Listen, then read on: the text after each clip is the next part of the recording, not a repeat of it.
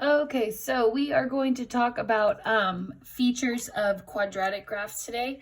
So we're going to look at it from two different perspectives. The first one is going to be vertex form.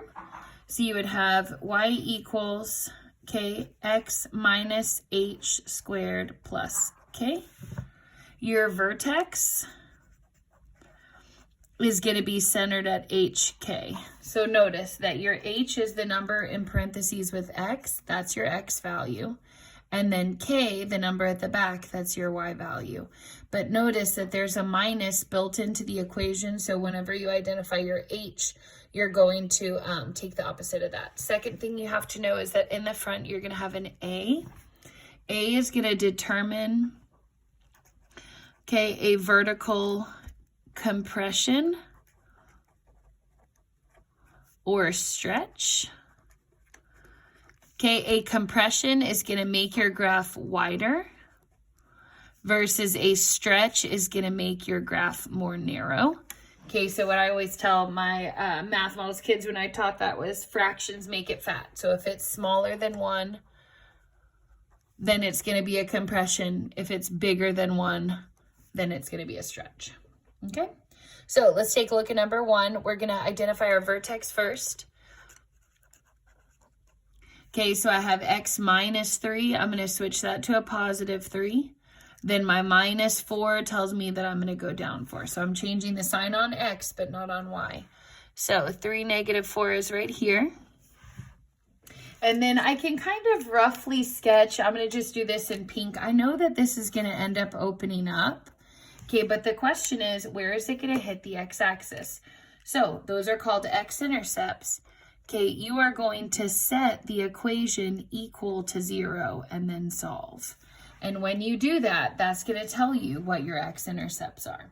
So I'm going to take x minus 3 squared minus 4, and I'm going to set it equal to 0 to find where it's supposed to hit. So first thing I'm going to do is take my minus 4 and add it across. So I have x minus 3 squared equals 4. Then the next step that I'm going to do is I'm going to take the square root of both sides. So square root, square root. Now, squared and square root cross each other out. So that gives me an x minus 3 left over. And then the square root of 4 is going to be plus or minus 2. Then from there, I would take this minus 3 here from the front, and I'm going to bring that across to the other side. So my x-intercepts are going to be x equals, my minus 3 is now a positive 3 plus or minus 2. So let's find our two values. If I do x equals 3 plus 2, that's going to be 5. And then 3 minus 2, that's going to be 1. So that tells me that my graph should be hitting the x-axis at 1 and at 5. The other thing that we're going to practice finding is the y-intercept. That's where I hit this y-axis right here. And what you would do for that is for a y-intercept, you're going to let x equal 0. So come back to your equation. You have y equals, it's going to be 0 minus 3 squared minus 4. And then if you have a graphing calculator, you can just kind of type that in for that one. So I'd have 0 minus 3 squared minus 4. And it gives me 5 when I type that into the calculator. Now, if you had to do it by hand, though, 0 minus 3 is negative 3. Negative 3 squared means negative 3 times negative 3, so that's a positive 9. And then 9 minus 4 gives me 5. So what that means is that when I hit the y-axis, it should be at a height of 5 versus this was my x-axis previously. So y-axis of 5 is right here. And now I know exactly how to draw my graph so that it looks really good. All right, next one, number 2. Oh, look who can't label stuff. Number 2, let's do our vertex first. So minus 2 is going to switch to be a plus 2. Minus 9 is going to stay a minus 9. So 2, negative 9 is here. Then remember, I know my graph looks something like this. Okay, but we need to actually find those exact numbers to do a good graph. So for x-intercepts, I'm going to set it equal to 0. So I have x minus 2 squared minus 9 equals 0. Same steps as last time. I'm going to take my -9, bump it across to the other side. I have x minus 2 squared equals +9. Then I'm going to square root both sides to cancel out that squared. So the squared and the square root here cancel out. I have x minus 2 left over equals plus or minus the square root of 9 is 3. And then I'm going to take that -2 from right there. I'm going to bump that across to where x equals, that's a +2 plus or minus 3.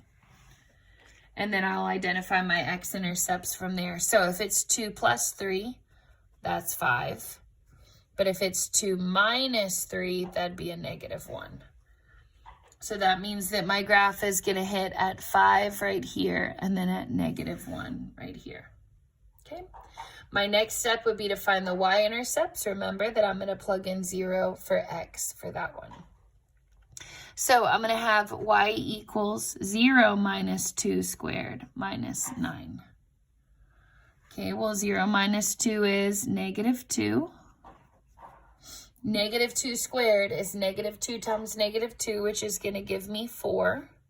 And then 4 minus 9 gives me -5. Okay, also you can see here, if you do have one of the school calculators, you can type it in just like that.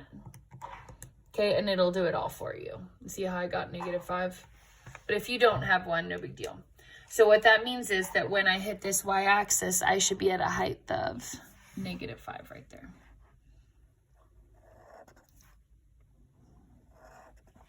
Okay. All right, last one like that, number 3. So take a look at your equation. We want our vertex first. I have a -5 here. That's going to turn to a +5. I have a +8 here. That's going to be my y value. So I'm going to go to 5, 8, which is right here.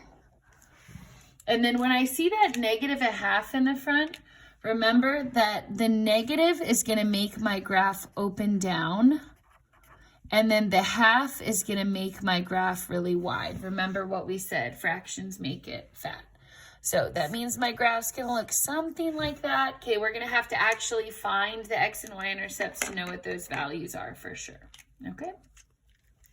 So for an x-intercept, I take my equation, I set it equal to 0. Okay, so let's do that first. So I'm going to take my +8, I'm going to minus it across to the other side. So I have -1/2 x minus 5 squared equals -8. And then to get rid of -1/2, that's like dividing by -2. So I'm going to multiply both sides by -2 to cancel that out. So think about it. If this is a half, the half and the 2 will cancel each other out. And then the negative and the negative will cancel each other out. So if it's a -1/2, I want to multiply by -2. That eliminates that term. So then I have x minus 5 squared equals -8 times -2 gives me 16. And then we need to square root both sides from there.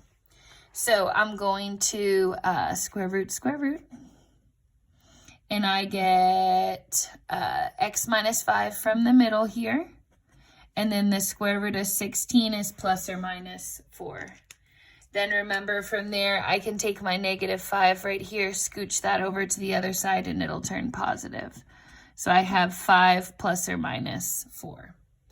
So remember, you just take your signs one at a time. First, let's say I did 5 plus 4. That gives me 9. My other one would be 5 minus 4, which would be 1 left over. So that means I drew my graph a little too wide, but it should touch the x-axis at 9 here and then 1 here. Okay, now we still need to find this y-intercept here, so we're going to have to plug in a 1 to this. So I'm going to have y equals -1/2, 0 minus 5 squared plus 8. Okay, then -5 in the middle here. Okay, then negative 5 squared is negative 5 times negative 5, which is 25. So I have negative a half of 25 plus 8. Now, I would keep doing this by hand if 25 was even, but I can't really take half of 25 without getting a decimal. So I'm going to just use the calculator for this one. Negative a half, parentheses, 0 minus 5 squared, and then plus 8, just like that. So it's negative 4.5. So that means that I should touch the x-axis at negative 4.5. So negative here, 0, 1, 2, 3, 4.5 is right there. So that's what your graph would look like of your parabola. Okay? All right, flip over to the back side for me, please. So this is vertex form, and it's because right off the bat you can see what your vertex is. Turn over to the other side for me, please. If you are doing an equation from standard form, you can still find the zeros, okay, but it's not quite as easy to graph. So your standard form is going to be y equals ax squared plus bx plus c.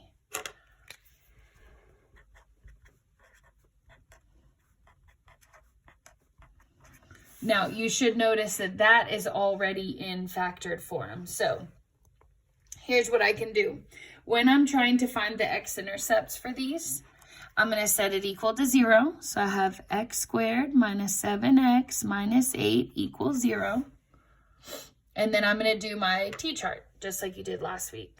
Okay? So I'm going to start with negative 8 at the top here. I need numbers that multiply to negative 8. So I have 1 times 8 or 2 times 4. But then I need them to subtract to be a 7. So if you kind of think about here, I would need 1 minus 8 to give me negative 7. Okay, so I have x squared plus 1x minus 8x minus 8. And then from there, I have x times x plus 1. I'm just pulling out that greatest common factor. Those both had an x. Versus here, those both have a minus 8. So I can pull that minus 8 out. Negative 8x divided by negative 8 is x. Negative 8 divided by negative 8 is plus 1. I see that those guys match, which means my factors are x plus 1 and x minus 8. And then remember, we did this back in the fall. Hopefully won't throw you a curveball. But if it's an x plus 1 in parentheses, that means that x really crosses at negative 1. And then if x is a minus 8, that means that x really crosses at plus 8, which would be way over here. Okay? Then from there, we want the y-intercept. So remember, for a y-intercept, we're going to plug in 0 for our x. We would have y equals 0 squared minus 7 times 0 and then minus 8. Well, that's a 0. That's a 0. 0 minus 8 is negative 8. So that gives me this point right here to draw into. Now, there is a way to find the vertex, and I'm not going to really go through it because it's not super important. But once you have these points, you can just kind of sketch your graph. Okay, we know it's going to look something like that. Now, where is the vertex? You would actually have to complete the square on that, but I'm not going to make you review that. Okay, so take a look at the next one. We have x squared minus 7x plus 10. So first thing we're going to do is we're going to set that equal to 0 to find where it hits the x-axis. So at the top of my chart here, I'm going to write it up here. I can put a 10, which means I have 1 times 10 or 2 times 5. Now, remember, my middle term here is a negative 7, but my chart is positive. That means that I need to have the same sign. That means that they can both be positive or both be negative. Well, if I want a minus 7 in the middle, then 2 and 5 add to 7, then I want negative 2 and negative 5. So from there, I'd have x squared minus 2x minus 5x plus 10. Then I can pull out my GCF. First two terms, x squared minus 2x, I can take an x out of that. I have an x minus 2 left over. Second two terms, negative 5x and plus 10, I can take a negative 5 out of that. Which means I'm going to have a minus 5 here. And then I'll have an x left over. And then 10 divided by negative 5 is a minus 2. Okay, well that should look familiar. Remember, these are supposed to match, just like last week. So I would have x minus 2 multiplied by x minus 5. And then remember, if your parentheses says x minus 2, that means that x really equals positive 2. If it says minus 5, that means x really equals positive 5. So at that point, I know that I'm going to have a 2 here and a 5 here. Okay, then there's one other point we have to find, our y-intercept. Remember, we're just plugging in 0 to that. So I have y equals 0 squared minus 7 times 0 plus 10. Well, think about, cross out, 10's the only thing left, then y equals 10, which means that I'm going to hit the graph way up there. And then you can kind of draw your picture from there, right? We see that it's going to be something like that. Okay? So once you get 3 points, if it's in standard form, you can just kind of sketch from there. Okay, last one, number 6. First thing you should notice is that all of those can divide by negative 1. Okay, so I have y equals negative x squared divided by negative 1 is a positive x squared. Then I have negative 8 divided by negative 1, now that's a positive 8x. And then negative 12 divided by negative 1, now that's a positive 12. Now, my negative, I didn't really leave room for it, but it is still out there, but it's not going to be part of my t-chart. So let's set up our chart here. We have a 12 on the top. We can do 1 times 12, 2 times 6, or 3 times 4. Remember, if it's a positive at the top, they have to be the same sign, so I'm adding. And then I want it to be, remember, the number in the middle, which is an 8. So I know that I want 2 and 6. So I have x squared plus 2x plus 6x plus 12. And then I look for my GCFs. So x squared and 2x, I can take an x out. That leaves me with an x plus 2 left over. 6x plus 12, I can take a 6 out. And when I take a 6 out, I'm going to get 6x divided by x is x, and then 12 divided by 6 is 2. Then from there, I see my x plus 2's match. That's my first term. X plus 6 is my second term. Now, this is very important. Remember this negative 1 here from the very top? That is still in the front. Okay? So that means that my graph crosses at x equals. If it's a plus 2, I know it's really a minus 2. If it's a plus 6, I know it's really a minus 6. So negative 2 and negative 6 are here and here. Okay, now let's find our y-intercept. So I'm plugging in a 0. So I have negative 0 squared minus 8 times 0 minus 12. Okay, well, that's 0. That's 0. My answer is negative 12. That means that my graph is supposed to cross, if this is negative 10, 11, 12 would be right here. Now, kind of look at your dots. That looks kind of weird. I'm not going to connect it like all crooked like that. Think about, why did that dot end up there? Well, if this is a negative in the front, that means that your parabola opens down. So instead of being up like these two, this one is going to open down. And that's how you would hit those same 3 points. Okay, but it's this negative in the front that reflects your graph to be negative. Okay, good job.